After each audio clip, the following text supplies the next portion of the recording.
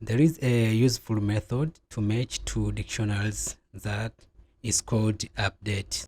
Let's go and create our second dictionary. Let's say my dict2, and let's give it this to, let me just copy this and paste it here. Let's say the name equals to Hope, and say age equals to 27, and seat, let's say this is from New York. If we want to match these, we can match them by using the dot update. And so to see the different, let's add an email here to Max, and then let's give it to, it says Max at xyz.com.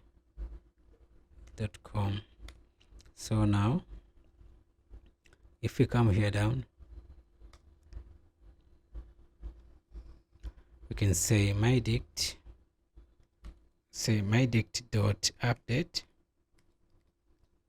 and we should update with the my dict2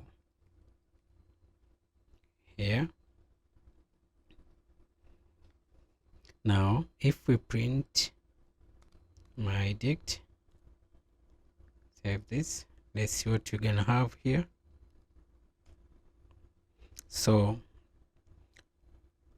we have the second dictionary with the name overwritten, the age, and also the email address has been added. So that means that our first dictionary was updated to our second dictionary. So these names were changed by using the dot update method.